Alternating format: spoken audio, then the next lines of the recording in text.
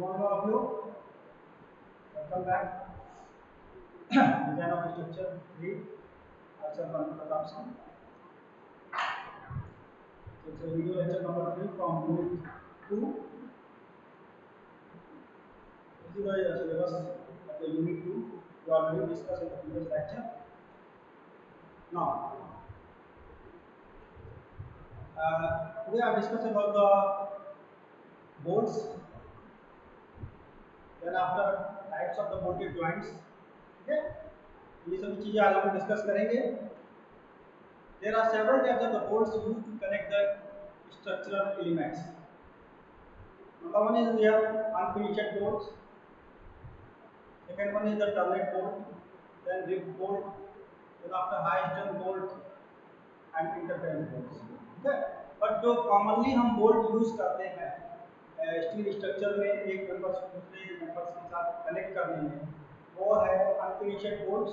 Unfinished bolts को हम black bolt, common bolt, ordinary bolt भी बोलते हैं. और दूसरा कैटेगरी जो आती है वो है हाई स्ट्रेंथ बोल्ट. ये दोनों ही बहुत ज़्यादा यूज होता है, तो इसलिए हमने नीचे मेंशन भी किया है जैसे commonly use bolts are A and D, जैसे unfinished bolts and high strength bolts. Okay, then after first to discuss here the unfinished bolts. Unfinished bolts are also called ordinary, common, rough or black bolt. Unfinished bolts को हम लोग जो है बहुत सारे नामों से जानते हैं. ठीक है, तो वो सभी नाम हमने यहाँ पे आपको दिखाए हैं, ऑर्डिनरी, कॉमन, रफ और ब्लैक. ऑर्डिनरी बोल्ट्स का नाम या ऑर्डिनरी बोल्ट्स या ब्लैक बोल्ट्स, इसको नाम क्यों दिया गया? क्योंकि देखने में ब्लैक कलर का होता है. ठीक है, और ऑर्डिनरी नाम देने के पीछे ये पर्पस है कि मोस्ट ऑफ द टाइम जो है इसको हम मोस्ट ऑफ द टाइम कहिए या कॉमनली जब भी हम इसको यूज करते हैं तो लाइट स्ट्रक्चर्स पे भी यूज किया जाता है, इसलिए इसको हम ऑर्डिनरी या कॉमन बोल्ट नाम से भी कॉल करते हैं. ओके, और दूसरी चीज, they are not recommended for connection subjected to impact, load, vibrations and fatigues. तो इसका जहाँ भी यूज करते हैं हम उस बात का ध्यान रखते हैं कि मेंबर्स जो जहाँ पर भी हम इसका यूज कर रहे हैं, चाहे वो ब्रिजेस हो या रेलवे ट्रैक्स है, जहाँ पर भी इसका यूज कर रहे हैं वहाँ पर इम्पैक्ट लोड ना हो. पहली चीज, वाइब्रेशंस जो है ज़्यादा वाइब्रेशंस इशू नहीं होना चाहिए. स्टैटिक्स लोडिंग के कंडीशंस में ज़्यादा इसका यूज किया जाता है. ठीक है ना. Unfinished bolt are formed from low carbon rolled steel circular rods permitting large tolerance. Ordinary structure bolts are made from mild steel with square or circular. तो जो ऑर्डिनरी बोल्ट्स होते हैं उसको बनाते वक्त, ठीक है, तो जब भी बनाते हैं हम लो कार्बन स्टील्स का यूज करते हैं. ये बात आपको याद रखनी है कि जब भी हम ऑर्डिनरी बोल्ट्स की बात करेंगे तो हम ऑर्डिनरी का मतलब हो गया लो कार्बन स्टील्स की बात करेंगे. हम लोग जब भी मैन्युफैक्चरिंग की बात होगी लो कार्बन स्टील्स का यूज हम करेंगे. ठीक है, और अगर इसके शेप्स की बात कर लें तो वो माइल्ड स्टील्स या स्क्वायर या हेक्सागोनल हेड का यूज करते हैं. हेक्सागोनल हेड जो है वो थोड़ा सा कॉस्टली पड़ता है as compare to square head की अगर हम बात करें. बट हमको हेक्सागोनल हेड में कुछ एडवांटेजेस हैं. ठीक है, जैसे टर्निंग रेडियस की बात करते हैं, जो टर्निंग सबको उसको रिंचेस बोलना पड़ता है, तो इसको आप कॉमन लैंग्वेज में रिंच बोलते हैं. तो टर्निंग स्पेसिस जो है वो वहाँ पे हमको बेनिफिशियल होता है हेक्सागोनल हेड का. तो इजीली जो है स्मूथली खुल जाता है हेक्सागोनल हेड. वही स्क्वायर हेड जो है उसको खोलने की थोड़ी सी प्रॉब्लम होती है. ठीक है, अपीयरेंस पॉइंट ऑफ व्यू से भी देखेंगे तो हेक्सागोनल हेड जो है वो हमको बेहतर अपीयरेंस देता है एज कम्पेयर टू स्क्वायर.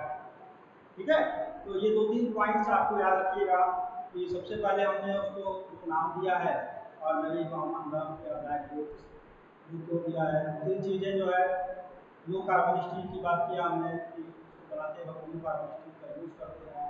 और तीसरा चीज़ उसकी शेप्स की बात किया हमने कि किस शेप का वो बना हुआ होता है, शेप क्या होता है. ठीक है, देन आफ्टर अनफिनिश्ड बोल्ट्स में the bolts are available from 5 to 36 mm in diameter and are designed as M5 and 36. तो अनफिनिश्ड बोल्ट्स है या ब्लैक बोल्ट है वो 5 mm से लेकर 36 mm डायमीटर तक हम यूज कर रहे हैं, ठीक है। बट जो मोस्ट कॉमन यूज होते हैं वो M16 M20, ये ज़्यादा यूज होते हैं 16 mm डायमीटर के बोर्ड्स, ठीक है। लेकिन वेरिएशन है साइज में, बहुत सारे साइज अवेलेबल हैं अकॉर्डिंग टू द सिचुएशंस। ये ऊपर वाले पार्ट्स को जो है हम हेड बोलते हैं, ठीक है। यहाँ पर जो है वाशर लगा रहता है, M16 वाशर, नीचे जो है नट लगा रहता है, ठीक है। And that's a board length, हम यहाँ पर मार्कर सेलेक्ट कर लेते हैं।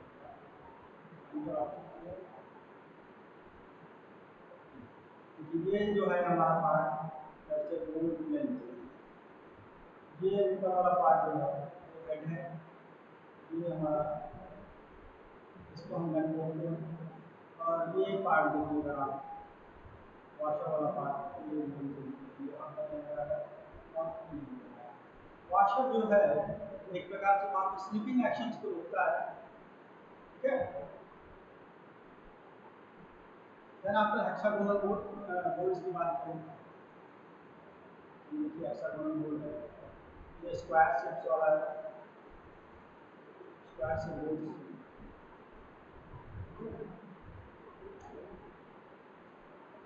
अब देखते हैं अनफिनिश्ड बोल्ट्स में डायमीटर ऑफ द होल जो है उसका क्या रोल है। देखिए, सबसे पहले अगर हमने 16 mm डायमीटर का बोल्ट यूज किया, यहाँ पे एरो लिखा है, तो जो बोल्ट होल जो होगा वो हमारा हमेशा जो है 1.5 से 2 mm, वैसे as per new IS code जो है वो हम 2 mm प्लस ऐड करते हैं। तो इस बात का आपको ध्यान रखना है कि +2 mm जो है वो ऐड करते हैं, ठीक है ना। तो डायमीटर ऑफ द होल, ठीक है। तो स्टैंडर्ड फॉर्म है, ये हमारे लिए इम्पोर्टेंट है। इसके लिए रिगार्डिंग हमने एक टेबल में भी आपको दिखाएंगे अलग अलग साइज के लिए जो हम ऐड करते हैं डायमीटर ऑफ द होल, ठीक है ना। डायमीटर ऑफ द होल के लिए हम होल डायमीटर में कितने mm जो है प्लस कर रहे हैं उसके रिगार्डिंग हम आपको अभी पीपीटी दिखाएंगे इसमें।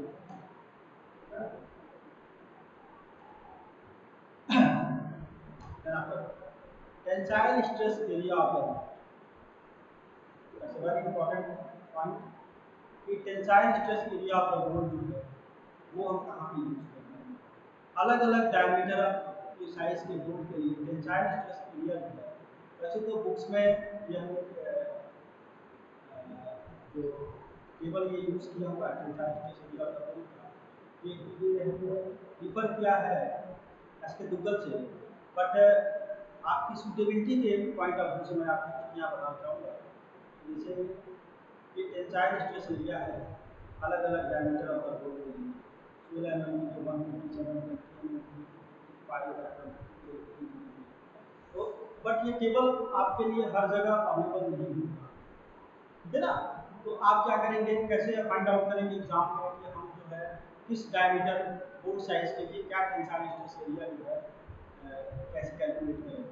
तो हाउ नीचे लिखिएगा, how the absence of this table tensile area stress area of bolt are calculated by using this formula 0.785 into d square।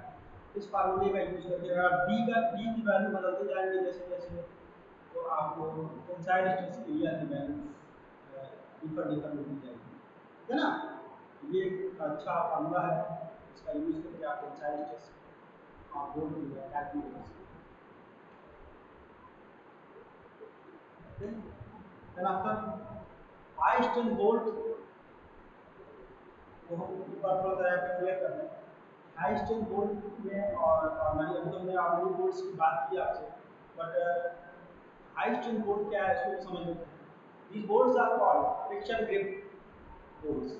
These are made from the bar of medium carbon steel, ठीक है। जो high strength bolt होता है उसको हम friction grip bolts भी बोलते हैं। और इसको बनाते वक्त मीडियम कार्बन स्टील का यूज करते हैं। तो ये बात भी आप अच्छे से समझते हैं कि these are made from the part of the medium carbon steel। Medium carbon steel, जैसे हमने ऑलरेडी कोर्स की बात की तो उसमें क्या था कि हमने लो कार्बन का यूज किया। लो कार्बन यूज करने से हमको डक्टिलिटी ज़्यादा मिलेगी, बट मीडियम कार्बन यूज करने से क्या होगा, जब कार्बन का परसेंटेज बढ़ेगा तो डक्टिलिटी कम होगी, ब्रिटलनेस क्या होगा, इंक्रीज करेगा। और ब्रिटलनेस जब इंक्रीज करेगा तो बट ऑब्वियसली उसकी स्ट्रेंथ जो है ये जो है हमको थोड़ा ज़्यादा मिलेगी। ठीक है। The nuts and head of the bolt are kept sufficiently large to provide an adequate bearing area. The specification for high steel bolts are laid in IS 37571 and 17 IS 2167. These bolts have tensile strength several times that of the other. तो देखिए, जब आप high strength bolt का use करते हैं तो हमको दो एडवांटेज यहाँ मिलेंगे। एक तो हमारा बेयरिंग एरिया जो है वो थोड़ा सा बढ़ जाएगा, ठीक है, as compare to ordinary bolts. और अगर हम टेंसाइल स्ट्रेंथ की बात करें तो ऑर्डिनरी बोर्ड्स के कंपेरिजन में यहाँ पर टेंसाइल स्ट्रेंथ जो है ज़्यादा मिलेगा। ये बात का भी ध्यान रखना है आपको, ठीक है। उसके बाद high strength boards have replaced rivets and are being used in the structures such as high-rise building, bridges, machine, etc. due to their distinct advantage and virtual use। ठीक है। और जैसे कि अभी हाई स्ट्रेंथ बोर्ड जो है वो mostly जो है जहाँ पर भी हैवी लोड्स की बात आती है, जैसे हाई राइज बिल्डिंग्स है, ब्रिजेस हैं या मशीन्स होती हैं जहाँ पर वाइब्रेशंस की इश्यूज आते हैं, वहाँ पर हम यूज़ करते हैं। यहाँ पर ऑर्डिनरी बोल्ट का यूज़ हम नहीं कर सकते, इस बात को आप अच्छे से समझ लें। ऑर्डिनरी बोल्ट में की डक्टिलिटी क्या होगी, ज़्यादा होगी, ब्रिटलनेस कम होगी। डक्टिलिटी ज़्यादा होने से वाइब्रेशन से जब प्रॉब्लम आएगी तो ऑर्डिनरी बोल्ट उसको रजिस्ट नहीं कर पाएगा, उसमें आपस में वाइब्रेशन हो रहेंगे और फाइनली जो है बोल्ट क्या होगा, फेल हो जाएगा। ठीक है। बट हाई स्ट्रेंथ बोल्ट जो है वो हमको यहाँ पे ये एडवांटेज होता है। ठीक है। तो ये सारे पॉइंट्स हमने ऑलरेडी आपसे डिस्कस किए हुए हैं। ठीक है। ब्लैक बोर्ड या अनफिनिश्ड बोर्ड्स और HSFG बोर्ड में क्या फर्क है, एक तो कार्बन के परसेंटेज की बात कर रहे हैं। ठीक है। ब्लैक बोर्ड हमारा इलॉन्गेशन ज़्यादा देता है। ठीक है। क्यों? क्योंकि डक्टिलिटी ज़्यादा है, डक्टिलिटी ज़्यादा है तो इलॉन्गेशन की पॉसिबिलिटी होता है as compare to high strength bolt की। क्या होगा, इलॉन्गेशन जो है ब्लैक बोर्ड या अनफिनिश्ड बोर्ड्स में ज़्यादा होगा। ठीक है। और ये भी चीज़ हमने आपको बता दी अभी कि जो ब्लैक बोर्ड है वो या ब्लैक बोर्ड कहिए या अनफिनिश्ड बोर्ड कहिए, तो ब्लैक बोर्ड जो है वो लाइट स्ट्रक्चर में यूज़ करते हैं जहाँ पे स्टैटिक्स लोडिंग होती है, रेसिंग है, प्लेटफॉर्म्स है, इन सब जगहों पर।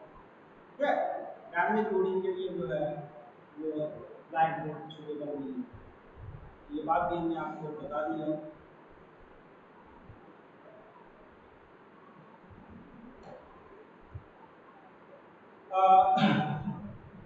हाई स्ट्रेंथ बोल्ट जो है उसमें हमको मीडियम कार्बन स्टील का यूज हो रहा है, तो डेफिनेटली जो है medium carbon steel medium carbon का यूज होने से जो है डक्टिलिटी जो है वो तो कम हो जा रही है और ब्रिटलनेस जो है थोड़ी सी बढ़ेगी।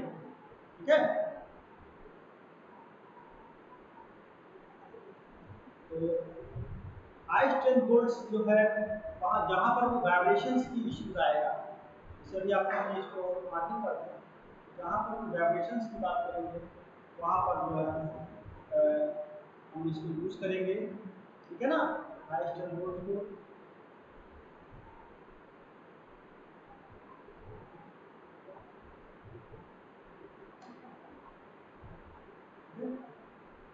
अब देखिए advantage of the high strength bolts, this provides a rigid joint and there is no slip between the element concerned। ठीक है।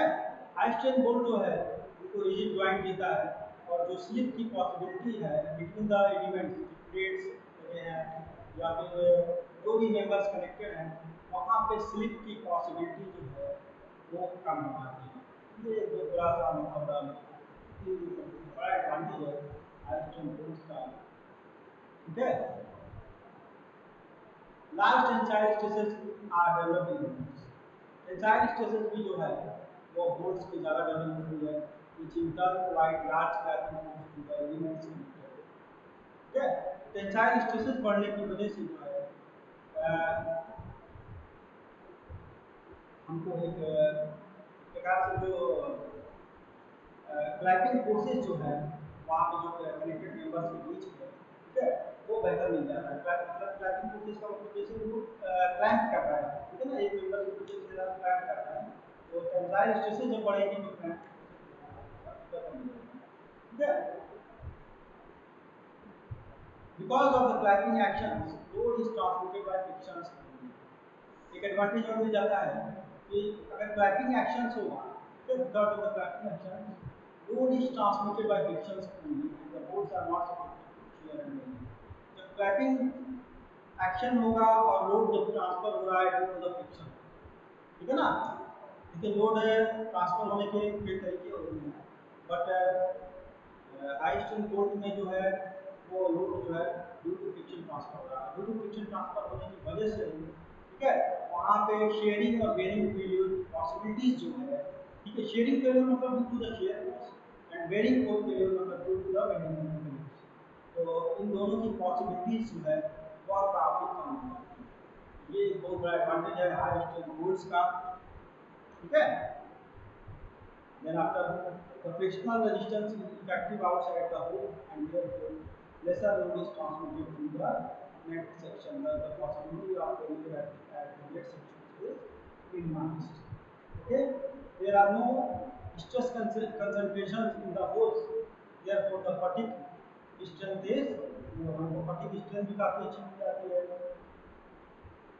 उसके बाद the tension in the bolt is uniform। Bolt के अंदर जो है टेंशन जो है यूनिफॉर्मली डिस्ट्रीब्यूट होता है। इसका एडवांटेज क्या है? हाँ, यूनिफॉर्म टेंशन के होने की वजह से हमको वहाँ पे बैलेंस सेक्शन क्रिएट होता है सभी नट्स में, ठीक है ना, जो भी नट्स कनेक्टेड है मेंबर्स के बीच में, तो टेंशन यूनिफॉर्म क्रिएट होने की वजह से जो है हमको एक प्रकार से जो फेल्यूर की पॉसिबिलिटीज है वो भी काफी हद तक कम हो जाती है। ये एक बड़ा फायदा है, ठीक है ना। और लूजनिंग मेंबर्स किसी एक नट के लूज होने की जो पॉसिबिलिटीज है वो कम हो जाती है, क्योंकि लोड जो है यूनिफॉर्मली डिस्ट्रीब्यूट हो रहा है।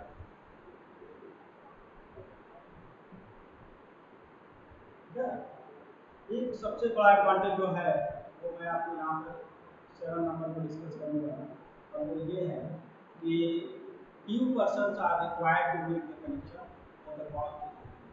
अब इस मेंबर्स को हाई स्ट्रेंथ बोल्टिंग करने के लिए नंबर ऑफ पर्सन की कमी रहती है। जब बोल्टिंग कनेक्शन की बात कर रहे हैं तो जो पर्सन है उनकी रिक्वायरमेंट कम लगेगी तो कॉस्ट भी काफ़ी कम आएगा। नॉइस जो है जैसे वेल्डिंग करते हैं तो काफ़ी नॉइस होता है आपके फोन में, तो यहाँ पर नॉइस की प्रॉब्लम भी जो है काफ़ी हद तक रिड्यूस कर जाती है। और पॉइंट्स डिस्कस फायर इश्यूज। ठीक है,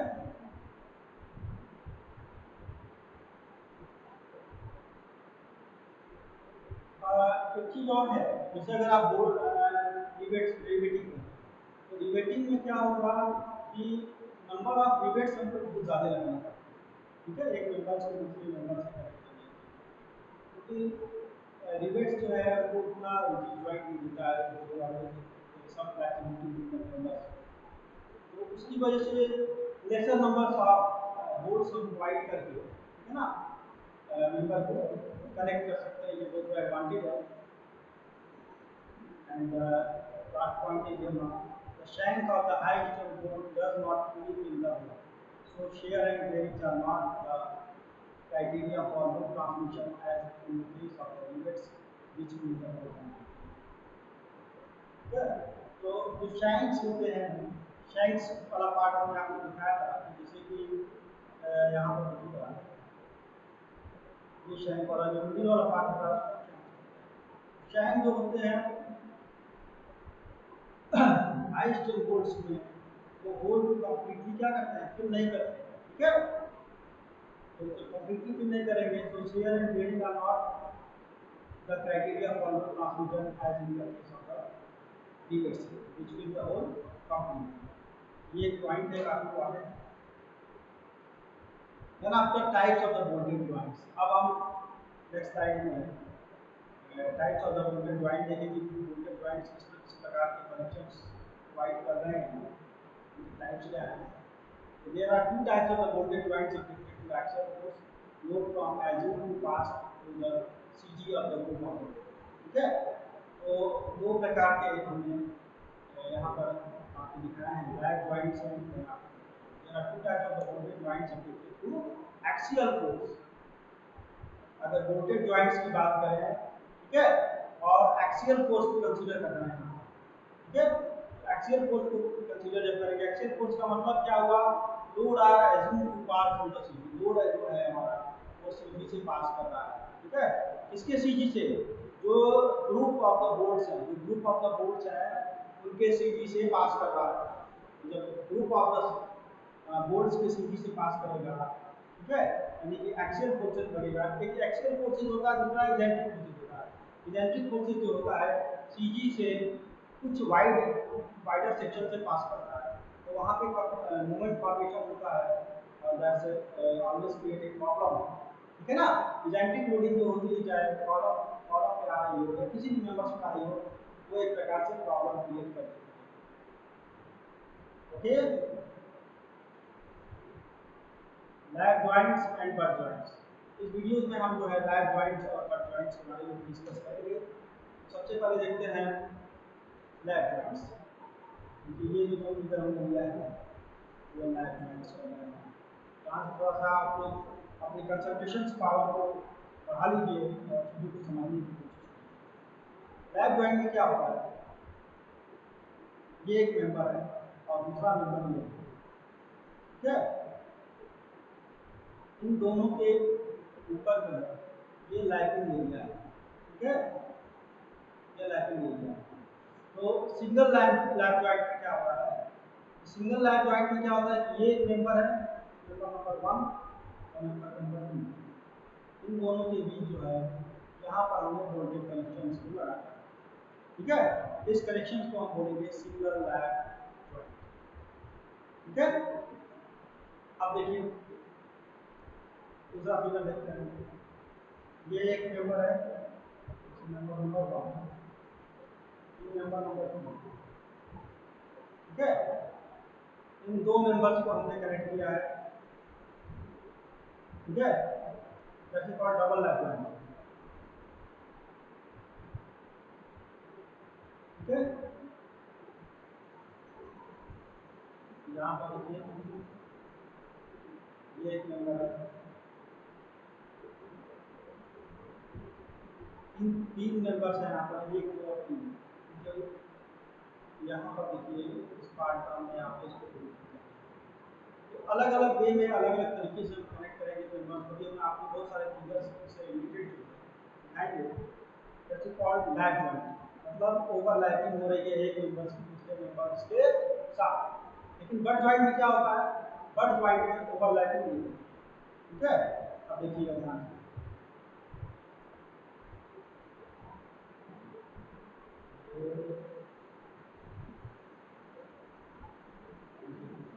यहाँ पर देखिएगा ये है हमारा मेंबर नंबर 1 और दूसरा नंबर ये, ठीक है। अब ये जहाँ कनेक्शन कनेक्ट हुआ है जिस पार्ट पर, उस पार्ट पे देखिए ओवरलैप नहीं है, ये मेंबर्स जो है एक दूसरे के से फेस टू फेस कनेक्टेड है, इसको फेस टू फेस कनेक्शन भी बोलते हैं, एक दूसरे से फेस टू फेस कनेक्टेड है। और उन दोनों को ज्वाइंट करने के लिए हमने यहाँ पर देखिए एक प्लेट लगा दिया, ठीक है। इस प्लेट को हम लोग गजट प्लेट भी बोलते हैं, जैसे कॉल्ड G.P गजट प्लेट, ठीक है। तो मोस्ट ऑफ द टाइम जो है गजट प्लेट्स का यूज करके हम इसको कनेक्ट करेंगे। और यहाँ पर एक बोल्ट यहाँ लगा दिया और दूसरा बोल्ट हमने यहाँ लगा दिया, ठीक है। इस पूरे कनेक्शंस को ओवरऑल कनेक्शंस को हम जॉइंट, ठीक है। ये कुछ हमने लिया है एस के गूगल से, there are two members to be connected or overlap and connected together. Such a joint is called lap joint. ठीक है? तो हमने आपको पहले ही बताया अगर ओवरलैपिंग हो रही है तो उस कनेक्शंस को हम क्या बोलेंगे? लैप ज्वाइंट बोलेंगे. ठीक है? A single bolted lap joint and a double bolted lap joint are shown here. इधर हम आपको बताते हैं. देखिए ये जो कनेक्शन है ये लैप ज्वाइंट है.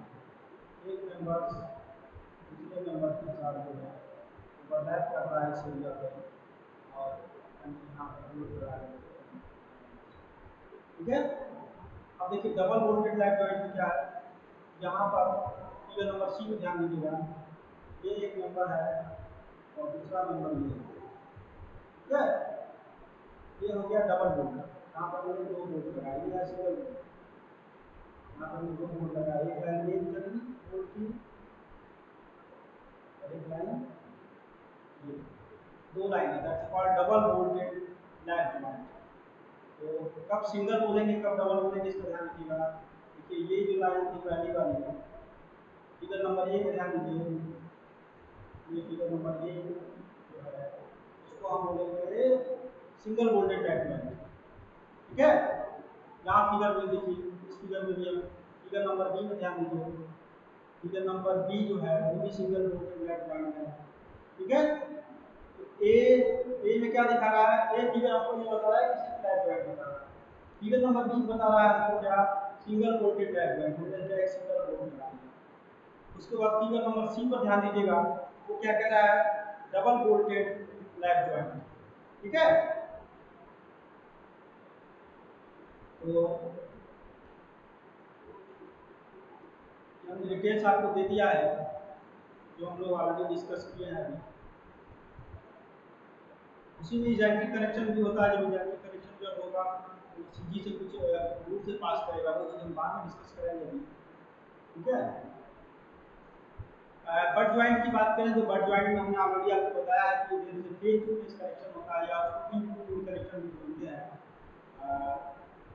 और एक एडिशनल प्लेट्स प्रोवाइड करते हैं जिसको हम कवर प्लेट भी बोलते हैं या गजर प्लेट्स बोलते हैं. कवर प्लेट्स भी बहुत ज़्यादा टर्म यूज होता है.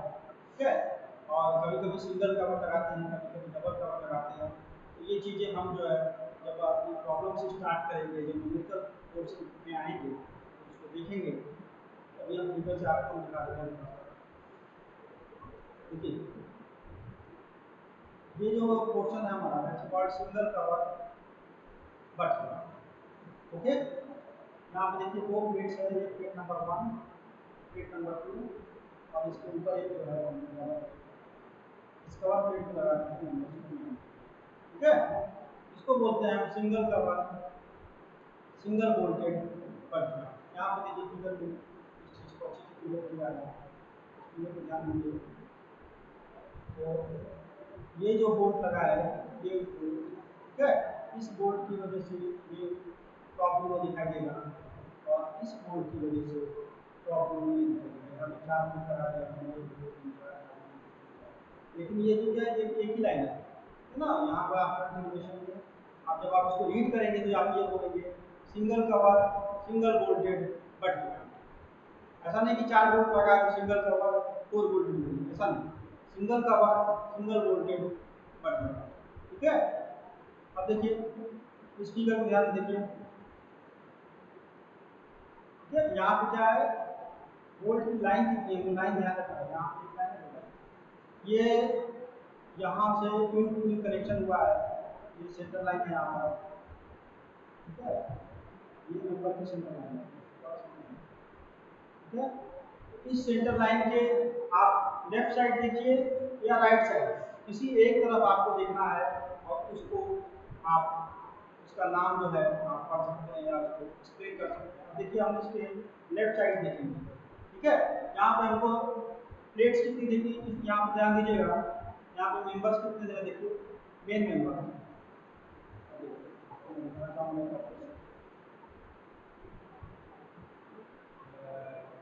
इसके पॉइंटर्स को ये वाला जो पार्ट है जो हमने येलो कलर से दिखाया है वो एक मेंबर है और दूसरी बात ये दूसरा मेंबर है। दो मेंबर्स के ऊपर एक जो है सबसे टॉप पर कवर प्लेट लगी हुई है, टॉप है ना, ये कवर प्लेट लगी हुई है, ये टॉप दो मेंबर है, दोनों के ऊपर एक कवर प्लेट लगा दिया है। तो अब जब हम और गोल्ड की लाइन कितनी है, दो लाइन लगा, दो लाइन लेफ्ट साइड, दो लाइन राइट साइड। इसको हम रीड करेंगे single cover double bolted but joint.